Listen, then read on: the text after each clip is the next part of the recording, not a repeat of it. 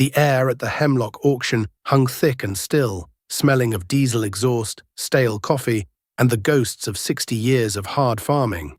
It was the summer of '72, and another family farm was going under the hammer, piece by painful piece. I stood near the back, my hands shoved deep in the pockets of my worn denim jacket, feeling the familiar grit of seed corn and pocket lint under my fingernails. My name is Jedediah Stone, and I wasn't there to buy land. I was there for parts, a scavenger picking over the bones of another man's dream. Up on the flatbed trailer, the auctioneer, a fast-talking man named Pinter with a sweat-stained Stetson, was working the crowd into a lather over a rusty but serviceable John Deere 4-bottom plough. My eyes, however, were fixed on the man standing near the front, the one bidding with a casual flick of his finger as if he were shooing a fly. Richard Miller. Miller was new money, or at least he acted like it. His father had sold off a prime piece of ground to a developer for the new highway interchange, and Richard was using that windfall to reinvent himself as the biggest, most modern farmer in the county. He wore a clean pressed seed corn cap, boots that had never seen a day's worth of mud, and a smirk that seemed permanently affixed to his face. He'd just taken delivery of a brand new International Harvester 1066, a beast of a machine with an enclosed cab, air conditioning, and a radio. He'd driven it past my place 5 times the first week he had it, the turbo whining like a jet engine, making sure I saw it, making sure everyone saw it. My own prized tractor was a 1968 John Deere 4020, a synchro range model my father had bought used 2 years before he passed. It was a good, honest tractor. 6 cylinders of clean-burning diesel, a dependable hydraulic system, and an open station where you could feel the sun on your back and smell the earth you were turning. It was paid for, just like the 240 acres my grandfather had homesteaded, just like the old farmall I used for cultivating and raking hay. Everything I had was mine, free and clear, a fact that my father had drilled into me with the same persistence he'd used to teach me how to set a moldboard plough. "Debt is a chain, Jed," he'd say, wiping grease from his hands with an old rag. "The man who holds the note holds your future." Pinter sold the plough to a young farmer just starting out, then moved on. "All right, folks, now we've got a real gem. A 1951 Farmall M. Runs good, tins straight. Who'll start the bidding at $500? A few hands went up. The bidding crawled. This was the kind of machine I understood. Simple, tough, and you could fix damn near anything on it with a crescent wrench and a hammer. But I didn't need another tractor. I was watching for a set of wheel weights for my 4020, maybe a spare hydraulic cylinder. Then Pinter moved to the main event. And now, ladies and gentlemen, the reason we're all here. The Hemlock Farm, 160 acres of the finest black dirt in this county, with the house, the barn, and all outbuildings. A turnkey operation for the right man. A hush fell over the crowd. This was the heart of it. This was what separated the men from the boys. "Do I hear 100,000? Pinter bellowed. Silence. That was top dollar back then, a staggering sum. Then a clear voice from the front. 100. It was Miller. He didn't even look at the auctioneer, just stared straight ahead at the weathered white farmhouse as if he already owned it. Someone from the other side of the crowd countered. 105, Miller shot back without a second's hesitation. 110. His voice was flat, bored. The bidding went back and forth, but it was a fool's errand. Every time someone raised the price, Miller would top it instantly, his confidence a weapon. He was driving the price up not just to win, but to make a statement. To crush any hope the smaller farmers had of expanding, he was buying his way into the top tier. The bank was behind him, everyone knew it. The First National Bank of Walton County was handing out money like it was candy, encouraging everyone to get bigger, to modernize. Get big or get out, that was the new gospel being preached from the loan officer's desk. The bidding stalled at 130,000. Pinter worked his magic, his voice rising and falling, trying to coax another bid out of the silent, grim-faced farmers. 130,000, folks. A prime piece of land like this won't come up again. Going once? Going twice? He pointed a long, dramatic finger at Richard Miller. Sold for $130,000 to Mr. Richard Miller. A smattering of polite applause broke out. but mostly there was just the sound of shuffling feet and quiet murmurs. Miller turned then, and his eyes scanned the crowd. He wasn't looking for congratulations. He was looking for envy. His gaze passed over me, and he paused. The smirk widened. He gave me a little nod, a dismissive, patronizing gesture that said, "See, old-timer, this is how it's done." He walked over to me as the crowd began to disperse. The smell of his expensive aftershave cut through the honest farm air. "Jedediah," he said, his voice smooth as engine oil. "Still running that old two-cylinder money can't buy." He was confusing my 4020 with the old Johnny Poppers, a common mistake for those who only knew tractors from a sales brochure. "It's a 6, Richard," I said, my voice level, "and it gets the work done." Sure, he chuckled. "But for how long? You can't compete in today's market with yesterday's equipment. You've got to spend money to make money. The bank's practically giving it away. You should think about trading that museum piece in." "I think about what my father taught me," I replied, meeting his gaze. "I own my equipment. It doesn't own me." He laughed out loud, a sharp, barking sound. "That's old-timer talk, Jed. Sentimental nonsense. This is a business now. You're either growing or you're dying. You can't stand still." He clapped me on the shoulder, a gesture that was meant to seem friendly but felt like a brand. "Well, I've got to go sign the papers. Got a new 8-row planter to finance while I'm at it. You take care now." He walked away, leaving me standing there in a cloud of his smug superiority. I watched him go, a man mortgaging his future for a shiny present, convinced he had the world by the tail. And I stood on my own 2 feet, owning a patch of dirt that had been in my family for 3 generations, holding on to a set of values that the world was telling me were obsolete. Before we get any further into this, I need to ask you all something. Have you ever known a man like me who stuck to his guns and his paid-for equipment even when the whole world called him a fool? Or maybe you've known a Richard Miller, a man who flew high on the bank's money and seemed to have it all figured out. Let me know down in the comments which one you've run across in your life. I'm curious to know if my story is as common as I think it is. The next spring was a wet one, the kind of spring that tests a man's patience and his machinery. The ground was saturated, and every time you thought it was dry enough to work, another line of thunderstorms would roll in from the west, turning the fields back into a sea of mud. The window for planting corn was shrinking fast, and every farmer in the county was on edge. I was finally able to get into my bottom ground, the 80 acres along the creek that was my best soil. The 4020 was humming along nicely, the diesel engine singing its deep rhythmic song. I had the 4-row planter on the back, the seed boxes full, the smell of treated seed corn and freshly turned earth filling the air. It was one of those perfect moments in farming, when the sun is on your neck, the machine is working right, and you can see the long straight rows of your labor stretching out behind you. That's when it happened. I was making a turn on the headland when I felt a slight shudder through the tractor's frame, and the steering wheel suddenly went slack in my hands. I stomped on the brakes, which thankfully still worked, and brought the big green machine to a halt. I knew instantly what it was. A geyser of hot hydraulic fluid was spraying out from under the tractor, coating the front axle and the inside of the left front tire with a shimmering, oily film. A main pressure line had blown. I shut her down, the sudden silence of the engine ringing in my ears. I climbed down from the seat, my boots sinking into the soft dirt. The smell of hot hydraulic oil is a sickeningly sweet scent that every farmer dreads. It means you're dead in the water. I knelt down and looked under the belly of the beast. It was just as I'd feared. The main line from the pump to the steering valve, a thick reinforced hose, had ruptured right at the fitting. There was nothing for it. I walked the 1.5 miles back to the house, my heart sinking with every step. Every hour I wasn't planting was an hour of lost yield. My wife Sarah saw the look on my face the moment I walked in the door. "What is it, Jed?" she asked, wiping her hands on her apron. "Hydraulic line on the 4020 blew. I'm shut down. Can you fix it?" "I can," I said, heading for the workshop, "but it's going to take time." The workshop was my sanctuary, a place where every tool had its place and every problem had a mechanical solution. I grabbed the big floor jack and a set of heavy-duty jack stands.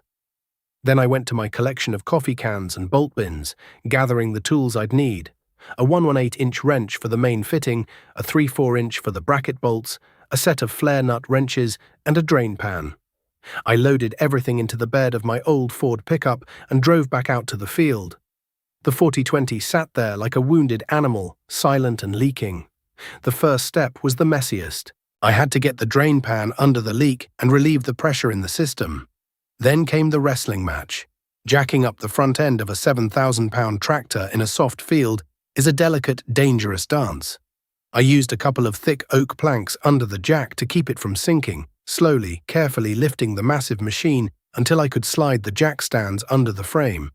The ruptured hose was in a miserable spot, tucked in behind the radiator and above the front axle. I spent the next hour on my back in the mud, hydraulic fluid dripping onto my face, my knuckles getting scraped and bloodied as I fought with the seized fittings. They hadn't been turned in years and were locked tight with rust and grime. I soaked them in penetrating oil, tapped them with a hammer, cursed at them, and finally, with a grunt and the full force of my body, the main fitting broke loose with a painful screech of protesting metal. By the time I had the old hose off, my arms were aching and I was covered head to toe in a mixture of oil, dirt, and sweat. I took the broken hose and drove the 20 miles into town to the John Deere dealership. The place was buzzing. Farmers were everywhere, picking up parts, talking to salesmen, their faces etched with the same anxiety I felt. And of course, standing by the service counter, laughing with the manager, was Richard Miller. He saw me come in, took one look at my greasy clothes and the broken hose in my hand, and that familiar smirk appeared. "Having some trouble with that antique, Jed?" he called out, loud enough for half the dealership to hear. I ignored him and walked up to the parts counter. "Need a new hydraulic pressure line for a 68 4020, I said to the young man behind the counter. Miller walked over, leaning against the counter. "You know, Jed, my 1066 has been in the field since sunup, hasn't missed a beat. That's the difference between new iron and old relics. While you're on your back in the mud, I'm making money in an air-conditioned cab, listening to the radio." A couple of the other farmers chuckled. My face burned with a quiet anger, but I held my tongue. Getting into a shouting match with a fool never did any good. The parts man came back. "Sorry, Mr. Stone, we don't have that one in stock. It's an older part. We can order it for you. Should be here in 3 or 4 days. 3 or 4 days. My stomach dropped. In planting season, that was an eternity. It might as well be a month. The planting window could slam shut in that time. Miller overheard and let out a short, cruel laugh. 3 or 4 days. The season will be over by then, Jed. You should just junk that thing and get a real tractor. I hear the bank's offering great financing."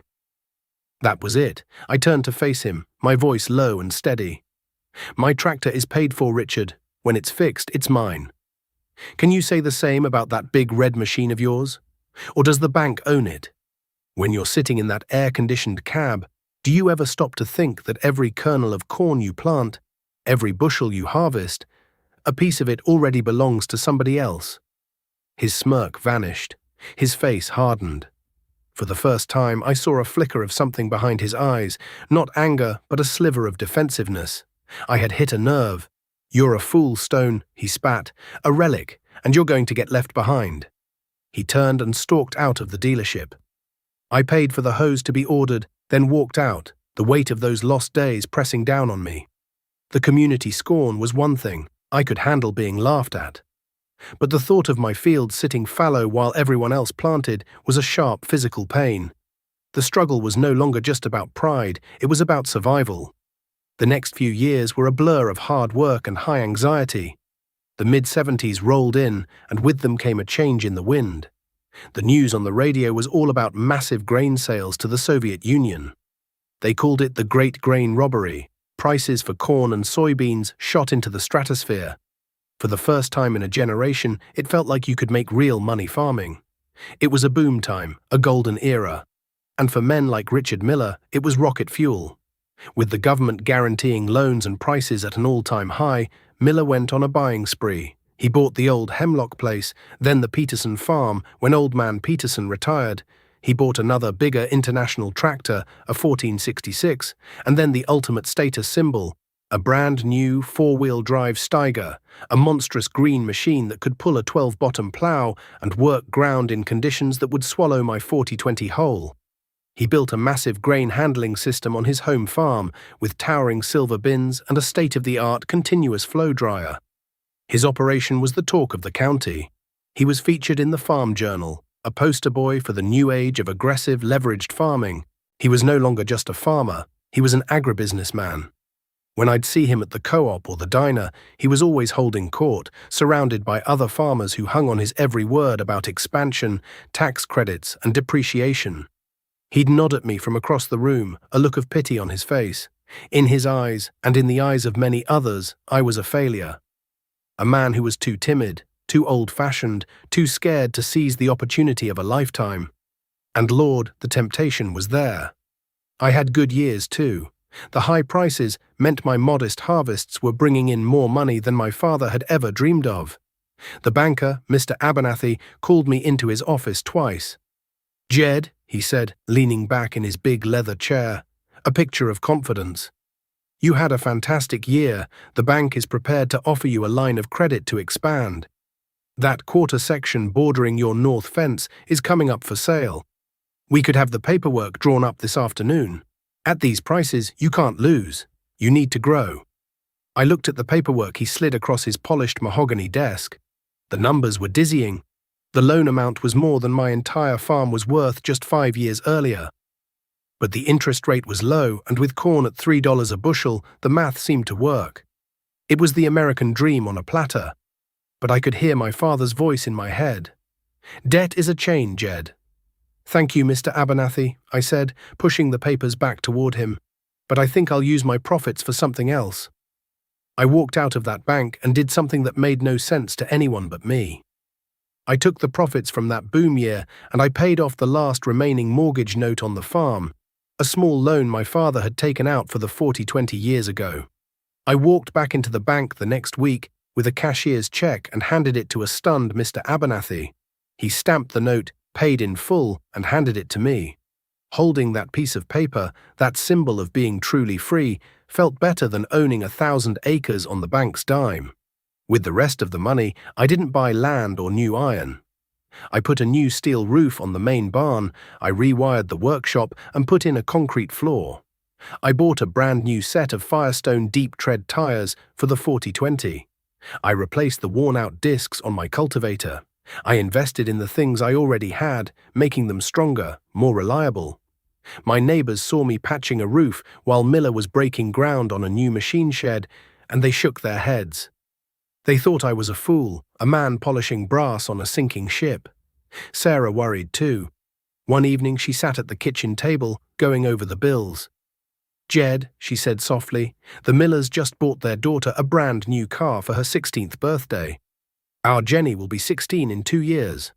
Are we falling behind?" I walked over and put my hands on her shoulders. I could feel the tension in them. "We're not falling behind, Sarah," I said, looking out the window at our fields, dark and quiet under the moonlight. "We're getting solid. We're building on rock, not on sand." She leaned her head back against me, but I knew she wasn't convinced. The whole world was telling us to run, to borrow, to get bigger, and we were standing still. It was a lonely feeling. The boom rolled on. 1978 bled into 1979. Miller bought another farm. The talk at the diner was about $5 corn and $10 beans. It seemed like the good times would never end. But I was starting to hear whispers, little things on the late-night farm report on the radio. Talk of inflation getting out of control, talk of the Federal Reserve needing to take drastic action. Words like prime rate and variable interest started creeping into the conversation, words that most farmers had never paid much attention to before. One afternoon in late '79, I was at the parts counter at the dealership, picking up a new set of fuel injectors for the 40/20. The television in the corner was on, tuned to the national news. A stern-looking man with glasses was on the screen. The nameplate at the bottom read, "Paul Volcker, Federal Reserve Chairman." He was talking about the economy, using a lot of big words I didn't fully understand. But then he said something that cut through the noise, something that made the hair on my arm stand up. He said, "We are committed to breaking the back of inflation no matter what the short-term cost." The parts manager, a guy named Dave who'd been there for 30 years, just shook his head. "That fella sounds serious," he muttered. "I feel sorry for anyone holding a lot of variable rate paper right now." I looked out the big plate glass window of the dealership. Across the street, parked in front of the bank, was Richard Miller's shiny new pickup truck.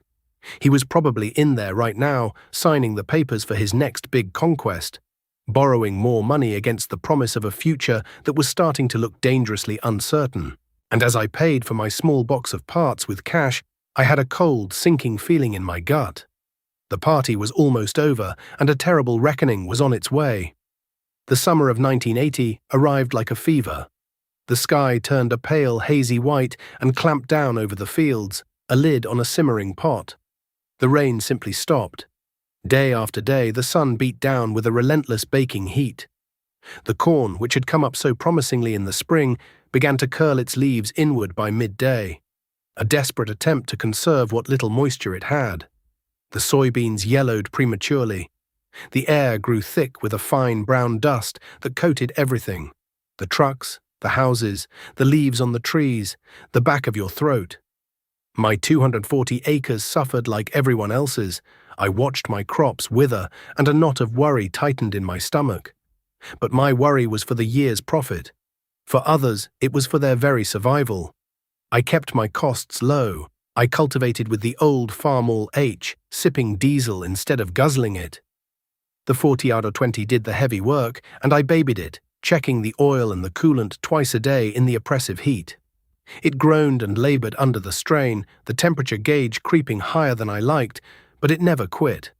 It was an honest machine, and it knew only how to work. Richard Miller's operation, however, was a different story. His vast empire of rented and heavily mortgaged land required a massive constant input of cash for fuel, fertilizer, and chemical sprays.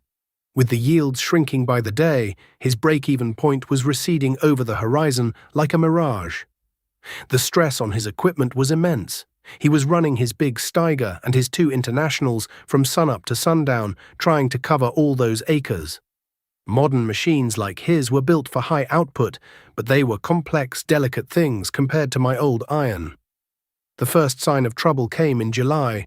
I was driving past the old Hemlock place, the farm Miller had bought with such fanfare years ago, and I saw his big 1466 tractor sitting silent in the middle of a field of stunted corn.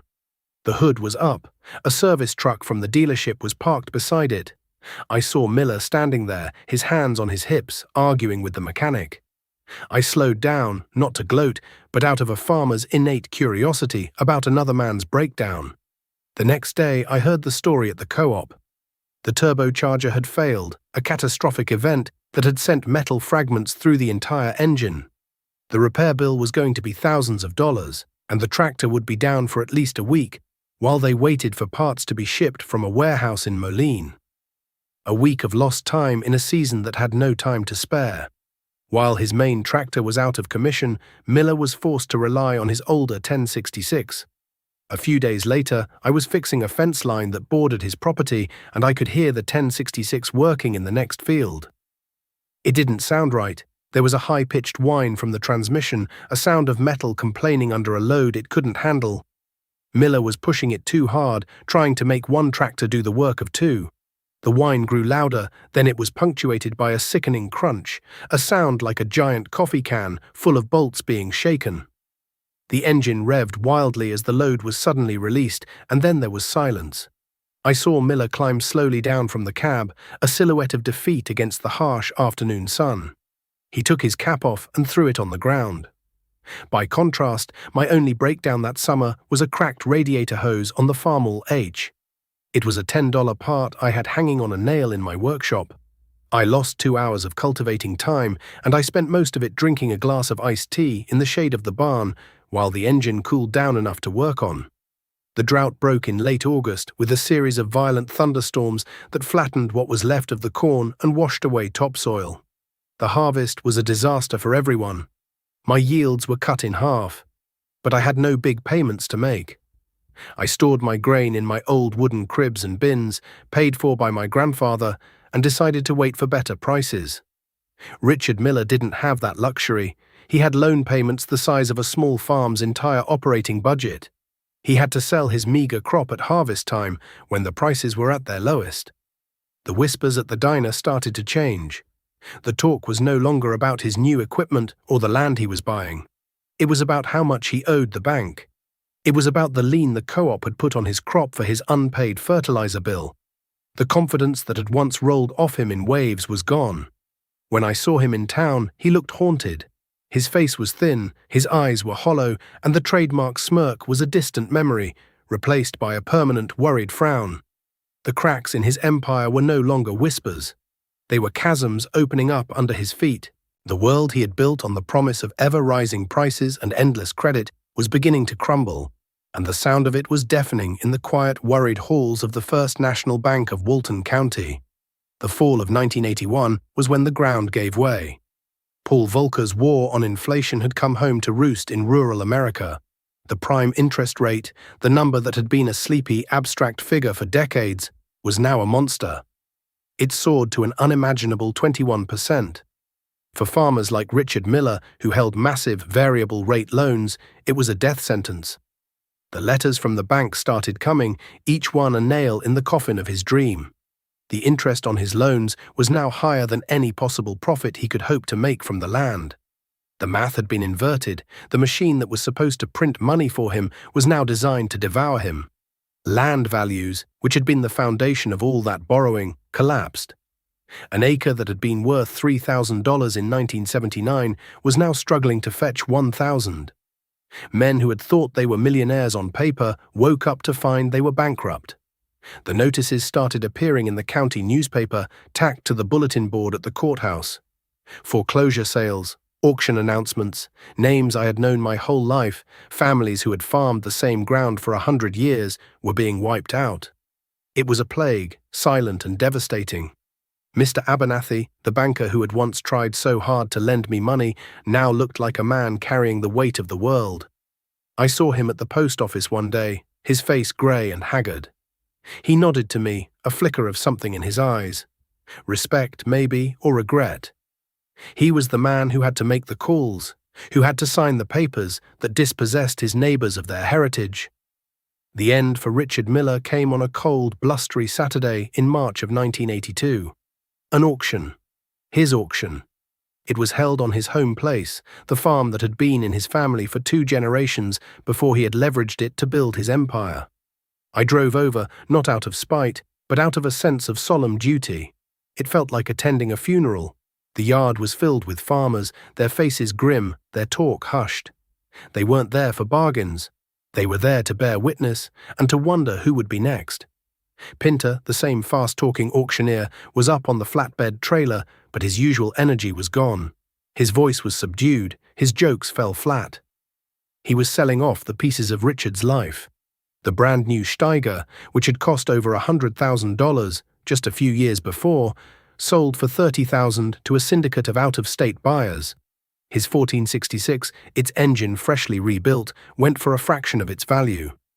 I watched as tools, planters, and wagons were sold off, each one a reminder of the ambition that had led to this day. I stood near the back, my hands in my pockets, just as I had at the Hemlock auction a decade earlier. I saw Richard standing near the house with his wife and daughter. He wasn't the proud, confident man who had mocked my old tractor. He was a broken man, aged 20 years in 2. He stared blankly as the machinery he had staked his future on was scattered to the 4 winds. My own farm was an island of stability in a sea of chaos. The drought had hurt, yes, but I had no debt. The high interest rates that were destroying my neighbours meant nothing to me. My low input costs meant I could still turn a small profit even with low grain prices. I wasn't getting rich, but I was surviving. I was holding on. Sarah no longer asked if we were falling behind. She knew the answer. We had food on the table, a warm house, and the deed to our land was locked safe in a box, stamped, paid in full. My father's words, once dismissed by the world as old-timer talk, had become a prophecy. In a world of chains, I was a free man. During the harvest of '81, my 4020's alternator had finally given out. It was the original, and it had earned its retirement. I drove to town to get a new one. The dealership was like a morgue. The shiny new tractors on the lot were collecting dust. The salesman stood around with nothing to do. Dave, the parts manager, found me a new alternator on the shelf. "You're one of the lucky ones, Jed," he said as he rang up the sale. "I'm not lucky, Dave," I replied, handing him the cash. "I was just scared. I was too scared of debt to get rich, and it turns out that's what saved me." He nodded slowly. "There's a lot of folks who wish they'd had a little more of that kind of fear." As I left the dealership, I drove past Miller's place. His fields were full of weeds. The corn hadn't been harvested properly, and volunteer corn was already sprouting among the stubble. The place looked abandoned, a testament to a dream that had died on the vine. The great engine of modern agriculture, fueled by cheap credit, had seized up and thrown a rod, and all that was left was the quiet hum of my own paid-for tractor, tilling my own paid-for ground, a lonely survivor on a desolate landscape. The climax of the auction was the land itself. Pinter started with the outlying farms Miller had acquired. They sold for heartbreakingly low prices to insurance companies and investment groups. Then came the home place, the original 160 acres. A hush fell over the crowd. This wasn't just land, it was a man's soul. Finally, Pinter announced the last parcel. "All right, folks, the last item for the day. The old Hemlock Farm, 160 acres of prime bottom ground." My heart gave a lurch. The Hemlock place. The farm where it had all begun. The symbol of Miller's grand ambition, the first rung on the ladder he had tried to climb to the sky. I saw a man from an out-of-state investment company make the opening bid. He was a cold-eyed man in a suit, holding a clipboard. He saw the land not as a place to raise a family and a crop, but as a number on a spreadsheet. Something inside me moved. It wasn't greed or a desire for expansion. It was something else. A need to right a wrong, to restore a piece of the community fabric that had been torn. I thought of the Hemlock family who had lost it all. I thought of Miller, who had bought it with hubris and was losing it in humiliation. I raised my hand. "I'll bid," I said, my voice clear and steady. A murmur went through the crowd. All eyes turned to me. Jedediah Stone, the man who never borrowed, never expanded, was bidding on land. The man in the suit looked at me, annoyed, and raised the bid. I countered. We went back and forth, the price climbing slowly. It was more money than I had ever thought of spending in my life. It was nearly all the cash I had saved up over the years, the profits from the good times that I had so carefully put away. Sarah, standing beside me, squeezed my arm, her eyes wide. I looked at her and nodded. She understood. The man in the suit finally shook his head and made a mark on his clipboard. He had reached his limit. Pinter pointed a long, shaky finger at me. "Sold to Jedediah Stone." I didn't feel triumphant. I felt a profound sense of responsibility. After the auction was over, as the crowd dispersed and the last of the buyers hauled away their purchases, I walked over to Richard Miller. He was leaning against the side of the weathered farmhouse, his face buried in his hands. His wife was trying to console him. "Richard," I said softly. He looked up, his eyes red-rimmed and full of despair. I think he expected me to gloat, to finally deliver the killing blow. "I'm sorry for your trouble," I said. It was all I could think of to say. He just shook his head, unable to speak. "I bought the Hemlock place," I went on. "It's good land. It needs to be farmed right. I was wondering, I could use some help over there this season. I'll need someone who knows that ground." He stared at me, his mouth slightly open. He didn't understand.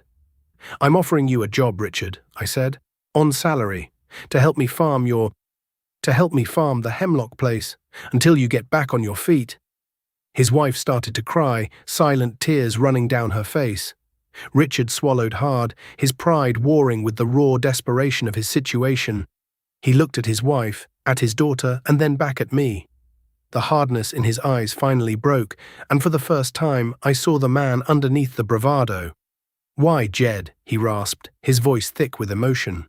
"After everything, why?" "Because this is a community," I said, "and we're supposed to look after each other.